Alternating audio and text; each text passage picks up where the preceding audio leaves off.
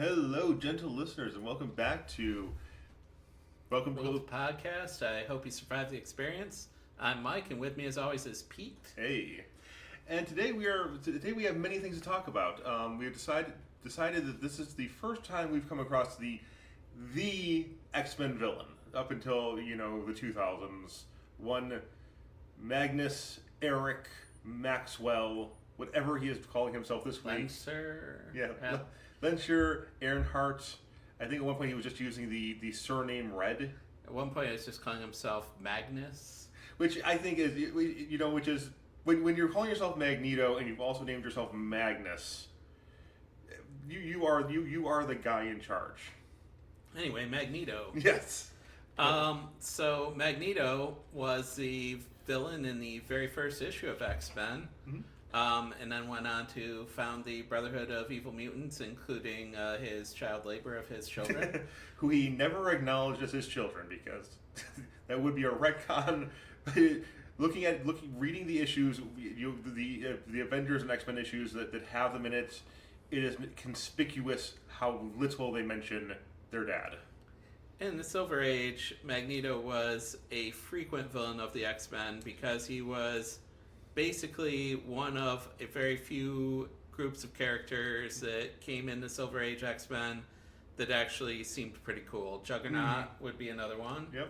As would the Sentinels, and without those three, there basically would be no Silver Age X-Men stories. Yes. I mean, you get some weird outliers like Sauron later on, and right at the end of the Silver Age, but for the bulk of the original run of X-Men, Mike is 100% correct. It is Juggernaut, it is Magneto, it is the Sentinels. So, Magneto, at this point, well, when we think of Magneto now, we've seen the movies. We know that he's a Holocaust survivor who became basically the Malcolm X to Professor X's Martin Luther King. But at this point, none of that backstory exists. He's just a dick. And because he was pretty cool in X-Men. He was one of the few X-Men characters that had a life outside of the X-Men during the Silver Age. Yeah, he would show up in Avengers. I think he showed up in at least one issue of Spider-Man. Defenders, Fantastic Four, where he drove the Magneto Mobile to the Baxter Building. Yes. Not something that I just made up. Actual thing. Unfortunately, that is true. This is the first time in the Byrne era that the X-Men faced Magneto, and actually the only time that Magneto is an enemy in the Byrne era is these two issues, 112, 113. I had assumed he showed up more often than that, but he does show up, but he's not. He's not the antagonist. The antagonist. So, also important is this is when X-Men is now on sale monthly, as the cover tells us. So we've gone from being canceled to being, was it bi-monthly? Bi-monthly, and now it's on sale monthly, so you can pick up X-Men every month at this point. Mm-hmm. People had been asking for that since basically the Phoenix issue or so. Yeah, probably as soon as Claremont took it up, and then I believe we do go to twice a month in a few years from now. In the late 80s, it goes twice a month. We have here also a cover by George Perez, who is an amazing comic artist, not associated with the X-Men, mostly associated with Teen Titans and Teen Titans, various Avengers. DC projects, Avengers. Yes, he did the Legion, didn't he? He did Legion. Yeah. He is. If you have ever seen a page with like 30 plus superheroes on it, and you're thinking, "Wow, my mind is blown," that is usually George Perez. Yeah. Crisis on Infinite Earths. Yep. Just a legendary comic artist. Has not done the X-Men much except for crossovers and such. He did the Teen Titans Uncanny X-Men issue. Yep. That was a good issue. Oh, yeah. Versus Dark Phoenix and Darkseid. But anyway, George Perez does a cover. We also have a phenomenon on the cover called Kirby Crackle, which the energy blast with the little black dots. This was a technique pioneered by Jack Kirby, basically the guy who created all of Marvel Comics. We can argue about Stan Lee, but Pete and I come firmly down on the Kirby side of it. Stanley was there. Stanley would tell you how important he was to it. But yeah, you really don't get Marvel comic. You don't get the '60s Silver Age Marvel comics without Jack Kirby. I also like that on the cover, Wolverine prominently displayed. He has his claws pop. Magneto is forcing him to stab himself in the face. And Wolverine is doing like the Evil Dead thing of trying to push his on the arm. And George Perez has all these beads of sweat on his face. This might be my favorite part of the entire issue. It is pretty awesome. So Magneto has full control over Wolverine's left arm, and apparently not the rest of his body, because he's not bending his face in. He's not moving his right arm to stop him from holding him back. At this point, we don't know that Wolverine has an adamantium skeleton. True. So Magneto also doesn't know that because it wasn't disclosed to him either yet, despite his mastery of... You think he would notice? Well, despite his mastery of basically everything, as we find in this issue. Yeah, this is really kind of where Marvel stops with the I am the master of magnetism, and I am just in charge of whatever the hell I say I'm in charge of. Well, even before this, there were elements of it where he would control people's minds by making the flow of iron in their blood. Also, it'll get mentioned in the first page of this issue, but Magneto fought the all-new, all-different X-Men in X-Men number 104. Everybody kind of agrees that Magneto won, but Cyclops did tell them Magneto is clearly a distraction and we need to go handle the actual threat. Magneto will also reference the fact that in Defenders, he created a being called Mutant Alpha, which was supposed to be the ultimate mutant, and he convinced Mutant Alpha to fight the Defenders and then to take control of the United Nations and make all of the governments of the world declare him the leader of the world, which they refused to do. And so Professor X actually then defeated Mutant Alpha through the power of argument. Yeah, that sounds right. And convinced him that Magneto couldn't clearly be the good guy here because he's doing evil type things. Mutant Alpha eventually agrees. Magneto tries to counter-argue, and eventually Mutant Alpha turns Magneto and all the Brotherhood of Evil Mutants who are there with him into 6-month-old children because he's like, you're crying like babies, you're going to be babies. This is disturbingly relevant to the plot of this issue. It is.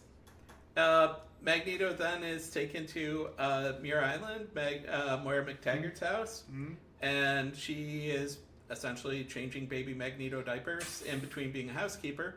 And then Eric the Red of the Shi'ar, through undisclosed means, returns him to the peak of his powers. Magneto at his most powerful. The X-Men, and Eric the Red does this to distract the X-Men. It works for a little while, but then Cyclops is like, hey, you gotta go do the actual thing that needs doing. There's a Magneto here who's completely irrelevant to the plot. Let's go get this month's villain. So, Uncanny X-Men 112, Magneto Triumphant. I'm a man of my word, mutants. I swore I would destroy you, and so I shall. Just starting right out with the Claremont narrator and Magneto's operatic dialogue.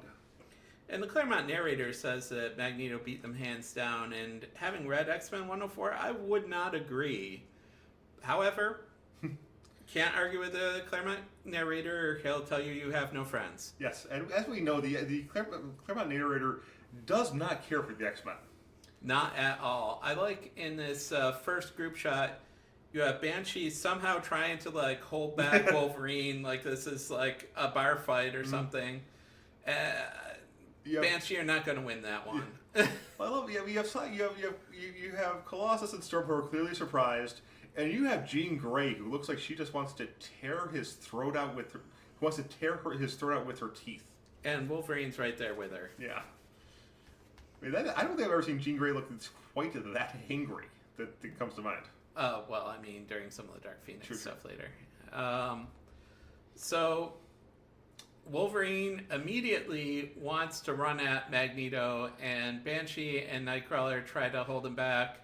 That's not a winning proposition. Wolverine's probably going to make his way through. But Cyclops orders him to back off right after Wolverine says, the only reason you won last time is because Cyclops told us to stop fighting you. Yeah. Let's go with the obsessive tacticians' obsessive tactics. Yep. So Cyclops is like, look, Magneto has clearly set some things up here. We don't know what's going on. If we just go ahead and start fighting him, we're done for. And just on a practical level, we are in a very small caravan. He is one guy. We are going to trip over each other. So, Magneto's like, go ahead and let Wolverine attack me. And Bring it. Yeah. And Cyclops is like, this is clearly some kind of trick. And he tells Nightcrawler to teleport outside. Nightcrawler bamfs outside. And what's important here is you see Nightcrawler teleporting directly outside. Only time in this issue Nightcrawler teleports. This is true.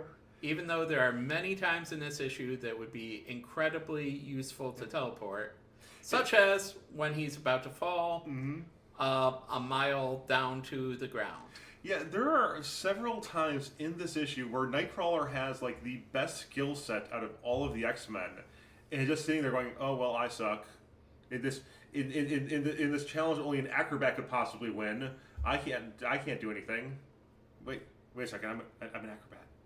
But yeah, so the caravan is clearly I mean, you can see the curvature of the Earth from.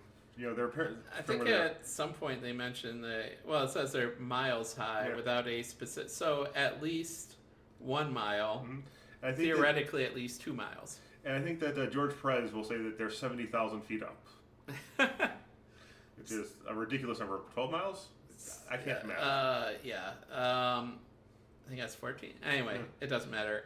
It's a very, very high amount. Yes. So the X-Men break down the door to rescue Nightcrawler, who for some reason is clinging to a stair and not teleporting back into the inside of the wagon, needs Colossus to grab him and pull him in for some reason that I am not entirely clear on. Well, you have to make Colossus feel useful. Nightcrawler's just sprinkling in German left and right here. Lieber Gott. Which God's love. Colossus, I almost didn't grab the step in time. I could, for some reason, have teleported back in, but decided not to. And if I had missed a step, I could have teleported to the step, and then from the step into the caravan, or just directly into the caravan. Or the top of the caravan, or also... Or back down to the safety of the Earth, because Nightcrawler teleports, a few miles at a time at this point? Yeah. As opposed to, the future where he'll be able to teleport to wherever he wants without looking, and you can hear me rolling my eyes. Just up there with Wolverine recovering from a drop of blood. And once again, Wolverine is like, I'm going to just cut Magneto up, and Jean and Scott are like, look, this is stupid. Yeah. We're not your friends because you don't have friends. But you're on my team, and I'm responsible for you. It will look bad in my paperwork if you die. And Scott's like, look, even if you won and killed Magneto right here, we'll fall to the earth. We will fall to the earth. Banshee and Storm can't carry anyone. There's not air up here, and we'd all freeze before we reach the ground, even if they could help us. And Magneto is just grinning in the corner like, yeah. That's right. That's right. So one thing I do want to point out is I think this is the first time I've noticed where the mutants... There's a long time in the 90s where mutants were explicitly drawn without pupils or irises. And this is the first time I can think of where I've seen a lot of characters whose eyes are visible without irises. Well, it frequently happens to Jean when she's phoenixing. And Wolverine's mask theoretically does it. Colossus and Nightcrawler frequently don't have irises. But yeah, it's Magneto not having irises here is kind of a new development for him. And I love this whole next sequence. So I'm not a fan of this issue in general. I love the next sequence. It's Magneto explains how he tracked down the X-Men, how he found them. Turns out, he was following around Beast. Well, the best part of this is before even that, he's like, well, after I kicked your butts on Muir Island, I then went to Professor X's school to try to find you. But on my way there, I just ended up fighting Captain America and Doctor Doom because, of course, I did. I'm Magneto, you know. Magneto was, I think, the character that got around the most in the villain that got around the most. I mean, him and Doom probably. Yeah, and so then he followed Beast to the circus, and this is the part that I love the absolute most. This is great. So Beast put on a huge brimmed hat and a trench coat in order to try to blend in at the circus. And when Magneto's talking about following Beast to find out what's going on, it shows Beast in his trench coat and his wide brimmed hat, and Magneto just in full Magneto gear, just walking along behind him. And the thing is, just from the art, you can see he's got his, he definitely has his hands, clasped behind his back, shoulders straight, eyes in the shadow, and just walking through, and nobody seems to be paying any attention except for one kid in the second panel of this. One kid is just, his mouth is open. He's like, wait, what? But in general, Magneto's just walking around in full Magneto gear. Beast, you didn't really have to go in for the trench coat because obviously nobody would have noticed. And next issue, they will explicitly reference, the fact that Magneto is the most wanted terrorist on Earth. So these people should know who he is by sight. They probably just don't want to be turned into goo by Magneto or whatever.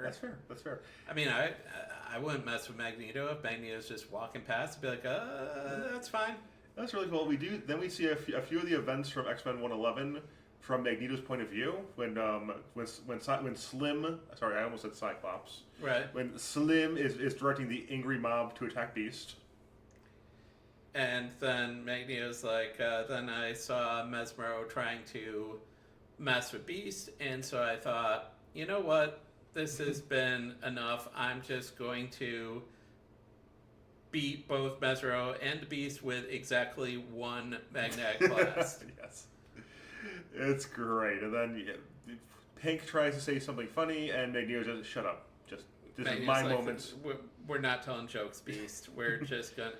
And Cyclops then says, Mesmero and you used to be allies. And Magneto actually also says that he would have freed them from Mesmero's control if they had not already been free. And Wolverine's like, do you want us to say thank you for that? Because I'm not going to. And Magneto says, Mesmero in the Silver Age, this was a goofy Silver Age plot. And I'm going to right now tell you that goofy Silver Age plot did not happen. That was it was a robot. It was a robot Magneto. It thought that it was Polaris' dad. Eventually, this podcast will probably run long enough that we will get to Chuck Austen, and I will have comments on Chuck Austen. Yeah, let's not do that. And then we get to the cameo of George Perez. Yep, George Perez. So a pair of Argentine, I assume, fighter pilots see the flying circus wagon heading miles in the brilliant. And so one of the pilots has Perez as his name on his helmet, and then the other pilot refers to him as Jorge. So George Perez cameo. And they're both like, you know what, I see what's going on, but I'm not going to be the one to explain this to Mission Control because they'll think that I've been drinking. One of the best things about this is, so, this has been going on, the X-Men have been in this situation, been in this caravan for, maybe a half hour? It says barely a half hour, yep. Yep. And they have moved 4,000 miles. So Magneto is moving this rickety caravan at 8,000 miles an hour. Yeah. And then these fighter these 1970s fighter jets are like, oh yeah, and he is just, even if we did want to explain this to Mission Control, he is now way beyond our engagement range. Right, and he's flying at 70,000 feet, so yeah, 13, 14 miles. Oh man. And headed due south, even though in the same image that says it's heading due south, you could see it curving. Mm-hmm. Yeah, I actually noticed that. But then Magneto just tosses Mesmero out of the circus wagon, as one does. And it is pointed out that he will be carried down as gently as a feather. And Storm accuses Magneto of killing Mesmero, calls him a monster. He's like, nah, I'm like very gently controlling his landing. It'll be painful, but he deserves some pain. Mm-hmm. And yeah. And then the next page, we get like the most beautiful James Bond lair I have ever seen. Oh, this whole page, this 2-page spread is one of my favorite 2-page spreads of John Byrne's career. Yes. But unfortunately kind of wasted in a lot of things that don't matter much. Yes. So Magneto takes the wagon into an active volcano in Antarctica, and everyone's like, is he just going to dump the wagon and fly off and let us burn in a volcano? No, you're not going to be that lucky, X-Men. He puts a force bubble around the wagon and puts it down into his giant base, which is huge. It takes up this entire mountain range. It is glorious. I mean, this is something you can see. I'm definitely seeing, how it's definitely, John Byrne's Kryptonian, architecture, that will come many years from now in Superman. But it's just taking up the entire base. There are tunnels that go off to nowhere. And that he explicitly says that there are a number of similar installations. We never see another one, I don't think. I have read a lot of... I read a lot of comics. Mike has read even more X-Men comics. I have never heard this reference. And they even say that Tony Stark and Reed Richards would be somewhat jealous of this. Yeah, and this is just what Magneto's been doing, while, apparently he probably made this in like a week and a half, and then went to the X-Mansion in order to brag about it. And who knows? There's a few things that just don't quite add up for me, and this very cool volcano base... It's awesome. Is one of those things that don't quite add up. I'm big on willing suspension of disbelief, but this base... Oh, we're reading a book about a girl who is also God. I mean, you have to put your brain in neutral for a certain amount of it. Yeah, I mean, if they had even said something like, this was a base that the Celestials had created that Magneto found, I'd be like, all right. Or if this was the culmination of secret plans he'd been enacting since X-Men #1. Right, but it's just like random base that just shows up in a volcano in order to be the admittedly cool it's gorgeous setting for this situation. And then he just discorporates the wagon, and the X-Men decides that it's time to fight. Wolverine lands directly on his face. I like it. I do. And Cyclops, because he's Cyclops, lands ready to go. It's like, you know what? I'm gonna get started. I'm gonna lead by example. I'm gonna slowly work in the rest of the team during this fight. Spoiler: this does not happen. And Cyclops has fought Magneto several times because he showed up all the time in the Silver Age. And Cyclops was sitting there in the caravan basically saying, all right, we're going to wait until the moment where Magneto thinks that he's just going to beat us all up, and I'm going to shoot him at that exact moment. And so he, in fact, does this. He shoots him at that exact moment. Yeah. Cyclops is showing his tactical strength here. He is very good at that. I just zapped him. Colossus, your turn to punch him. Beast, throw something heavy at him. And, Magneto tells Colossus that in his armored form, he is the weakest X-Man against Magneto. This actually is a plot that has legs. Colossus later, as we're going to discover, feels awful that he can just get thrown around by Magneto and has no actual strategic value in a fight with Magneto. He is a giant wrecking ball who, like you're saying, Magneto will use as a giant wrecking ball. Right. And here's Beast making a pop culture reference that didn't even happen yet. Saying Cowabunga!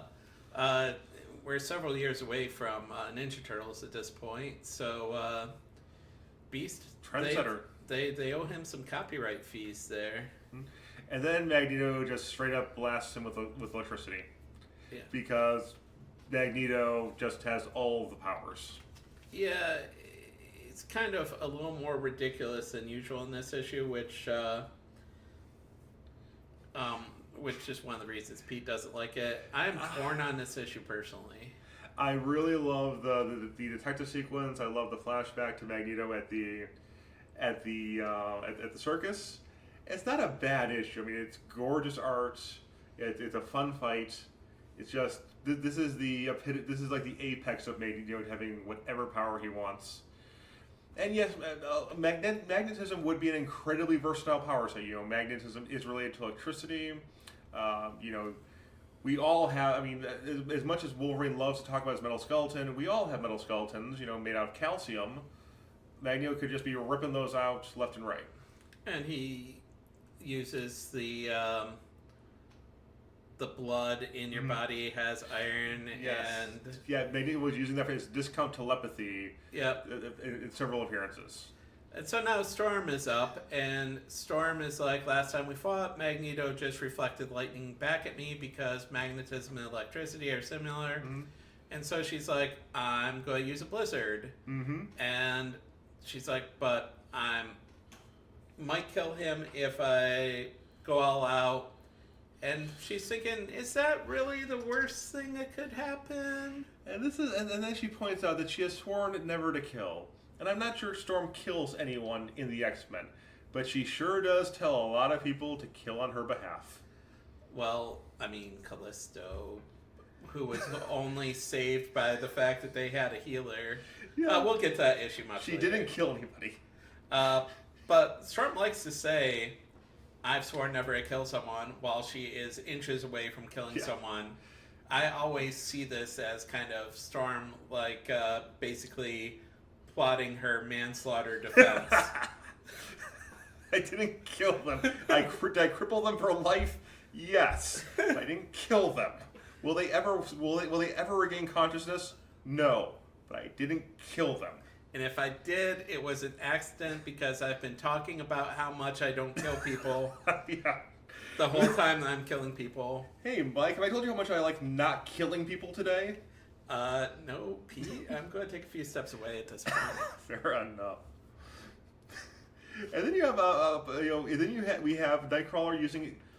I think that the Nightcrawler's disappearance into the shadows thing, I think has happened twice in continuity, maybe. And they don't even make a big deal of this. He's just hiding there for a second before he jumps down. Doesn't teleport. Jumps down. Yep. Jumps down, and Magneto sees him while he's still like 10 feet up, which wouldn't have happened if he had teleported. Which he apparently can only do once an issue right now. This is one of the things I don't like about this. Nightcrawler's one of my favorite X-Men. He should have been bamfing his way around this situation. Right, yes. But apparently he's required by law to only teleport once in this issue. I don't know. And we will get to the era of Nightcrawler, punching a guy in the face, then teleporting directly behind that same guy to punch him in the back of the head, to then teleport 2 inches to the left to work over someone's kidneys. Nightcrawler loves teleporting. But apparently not in this issue. So then we have the situation where it's. We have Armored Colossus, moving downward, being pulled downward by Magneto, and Kurt being pushed upwards by Magneto. It's like, Nightcrawler's just thinking, oh, I'm so useless in this situation. It's not like I'm a trained acrobat or anything. I can't tumble my way out of this. Yeah, Nightcrawler is really batting below his skill level here. I'm very disappointed in this issue's portrayal of him. Colossus does get a good moment where he's like, you know what, I weigh 3 tons right now. I am moving towards Kurt. Kurt is moving towards me. I am going to smash the fuzzy elf. No, I'm going to turn into a fleshy Russian again. And you know what? If something happens to me, thus is my fate. I shall die for my little fuzzy German friend. Yep, better living through communism. And here comes Banshee and his sonic scream. And back in X-Men 104, as Banshee helpfully reminds us, Magneto fused a whole bunch of small pieces of metal to Banshee in order to stop him, because Magneto actually acknowledges in that issue that he thinks Banshee is the most powerful Probably is. of these X-Men. Yep. Except for Jean. Storm. But but Banshee is the one who we see kicking butt almost every issue that we review. Oh, that's true. I mean, he really took it to Weapon Alpha. Mm-hmm. And to the little to the little murder bowl. Yeah, the Proto Yoda. Yep. So Magneto appears to be doing the same thing he did in 104, but when Banshee tries to enact a countermeasure, Magneto has a confusing plan that basically echoes Banshee's sonic scream back at him. That is the closest thing. Mike and I were talking about this before the episode. Banshee says the walls are vibrating at low frequency sonics. Mike's theory is that it's like vibrating the powers back at him, and that is and I don't have a good idea for what it be. So I'm going with Mike's. It was a perfect counter frequency to Banshee screams. It's kind of weak sauce, though. Yeah. And now Cyclops is complaining that if they worked as a team and listened to him, they'd be able to beat him. Yeah. But unfortunately, nobody listens to him. And then then Magneto's just like, you know what, your sonic blasts are cool, your eye blasts are cool, but now when I can see them coming, I can do vague crap to deflect them. Your eye vision of unstoppable force will be stopped by magnetism. And Magneto's now like, oh, the last one left is Marvel Girl, but Hey. Jean Grey says, excuse me, that's not my name anymore. I am the Phoenix, And, the raging sun itself. And Magneto says that this is almost as powerful as Xavier. And then immediately after, he's like, Oh god, Magneto's just literally cowering on the ground, going, "Oh my god, good lord!" And Jean points out that this is the first time Magneto has ever looked scared in his life. And learning what we will learn about Magneto, that is quite the claim. It's kind of quite the claim from Jean here, because she's telling a Holocaust survivor that he's never been scared, but as stated, we don't know that, Mm-hmm. and so nobody knows that. Mm-hmm. And what I love is, the more and more the Phoenix manifests, the more we're getting, Claremont just going, yeah, and this is like the greatest thing ever. This is sex, and this is having sex while eating a cheeseburger. And Jean is seduced by the power of the Phoenix. Mm-hmm. And surely that plot won't become even more. No, it's a huge plot, obviously. It is it is the rest of Byrne's time essentially the rest of Byrne's time on the X-Men. Yep. And but Jean comes up against the limit. She didn't know she had a limit. I think that it's later revealed that Xavier had put a limit in her psychically, Mm-hmm. but she eventually manages to overcome that, obviously. Oh yeah, when she's destroying solar systems by breathing. Yep. So Magneto basically somehow creates in parentheses, or in quotation marks, bottle effect around Phoenix. I don't know what this even means, but it knocks her out. It's the thing. It's like how what I believe it is. It's how a significantly strong magnetic field can suspend a physical object. I think that's what it means. It makes no sense in this context. So Once Phoenix is down, Wolverine kind of comes back too because he heals faster than everyone else, and attacks Magneto, tears his cape, and there's actually a really cool panel layout thing here where Wolverine cuts Magneto's cape and his claws with cape attached to it break the edge of the panel. Yeah. Now, I'm a child of the 90s, and Liefeld and Lee and McFarlane will be doing this several times per issue, but this is, I think, the first time we've seen this. It's an early instance of it, and I think it's cool as heck. Yes. No notes. Mike is, yes. It is pretty awesome. And now Magneto, as seen on the cover, makes Wolverine draw his claws on himself, and inches them towards his face. Wolverine's unable to stop it, and so at the very last instant, Magneto forces the claws to retract and has Wolverine punch himself in the face. Stop hitting yourself, Wolverine. Wolverine just gets clowned on a lot in this book. It's all the issues we've seen so far, I think. Yep. I like that they always use a snicked sound effect for when he draws his claws, but now when he pulls them in, it is snacked. I did not notice that, yeah. So now Magneto spends some time gloating. Yeah, this is just a perfect, he's holding his cape up.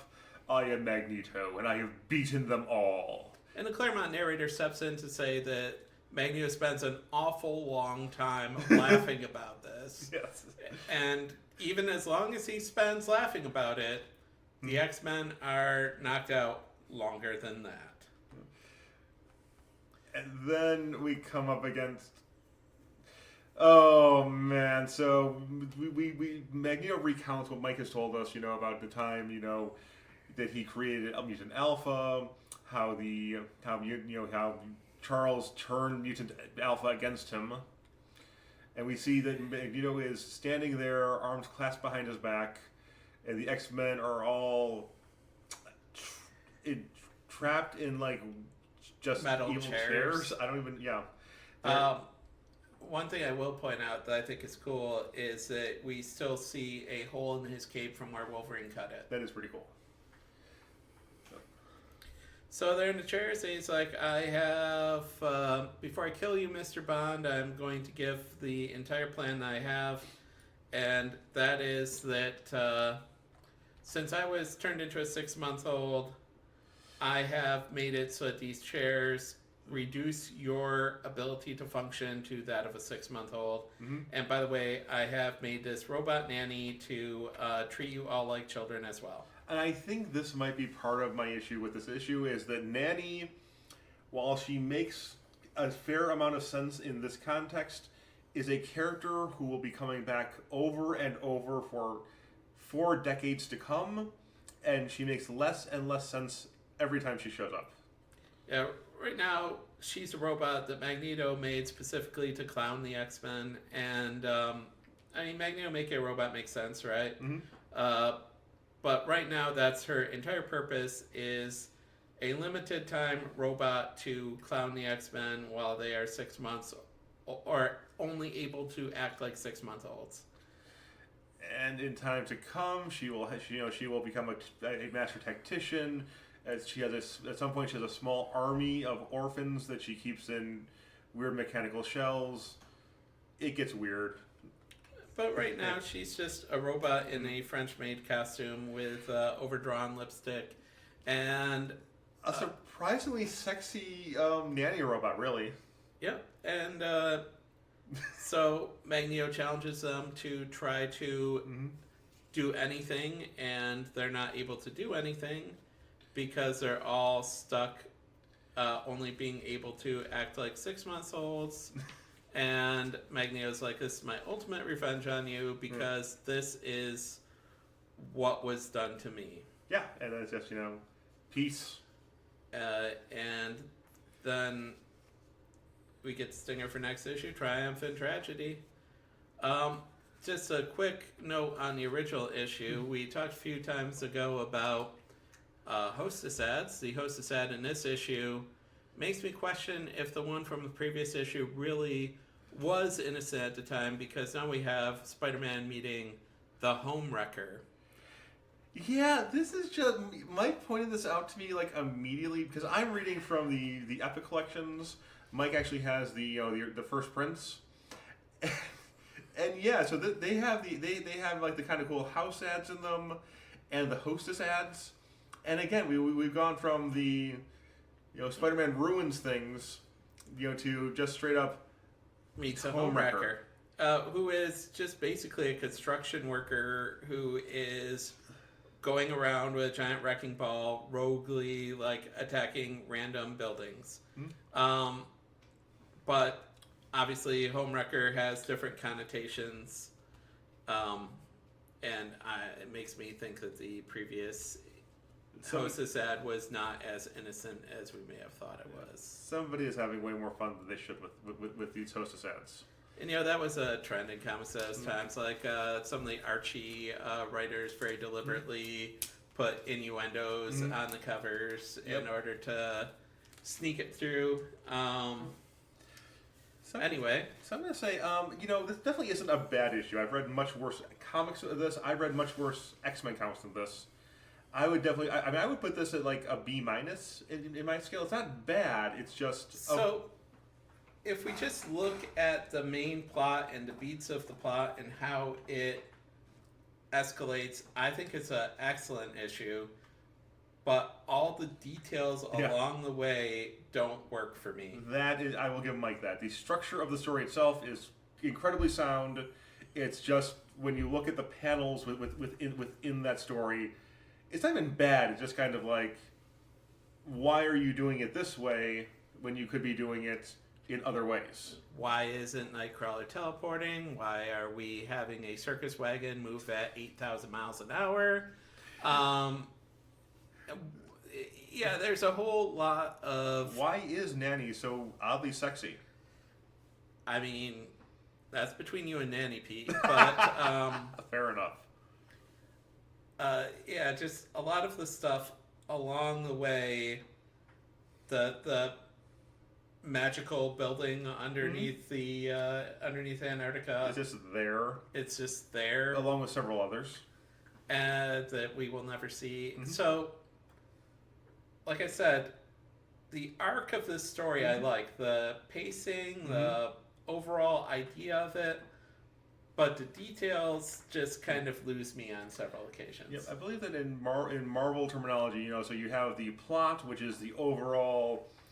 The X-Men get kidnapped by Magneto, get taken to an Antarctic base. Magneto, beats them individually.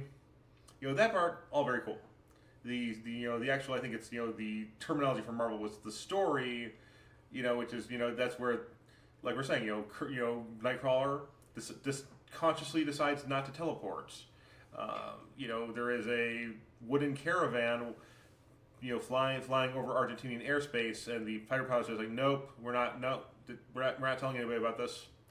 Well, and also, Magneto, with all of his powers, is able to hold that wooden crate together while bragging, and also somehow trapping enough cabin pressure inside of it, even after they blow off the back door of it, that they're able to talk and move normally inside of it, even though Cyclops says that if we fell out right now, we would freeze to death. Yep. Also, so I just decided just for funsies to look this up. So, yeah. So from Dallas to the South Pole is about 8,500 miles. So Magneto must have at some point picked up the speed past 8,000 miles an hour, because I don't think an hour passed in that caravan. It's insane.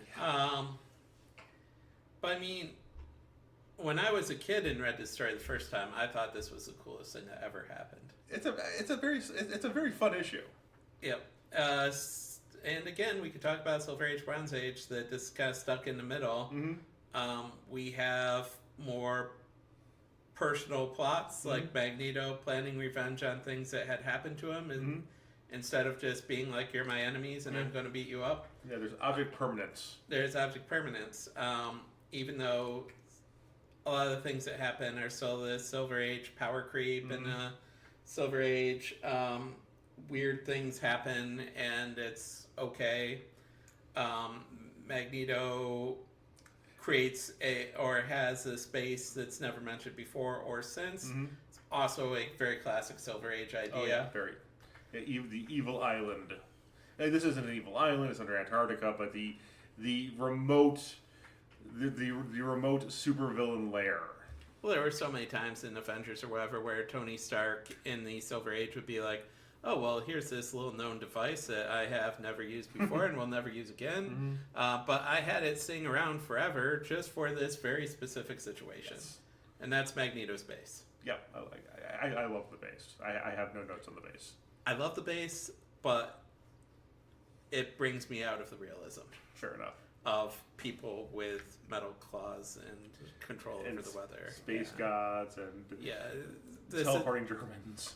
This is the part that breaks my realism on the matter. As we all know, in the real world, Germans do not teleport. Neither does anyone else. Right, but yeah. Anyway, thank you guys for listening again. Yep. We will be back next time with Triumph and Tragedy. I can't wait to see how the X-Men get out of this one, Pete.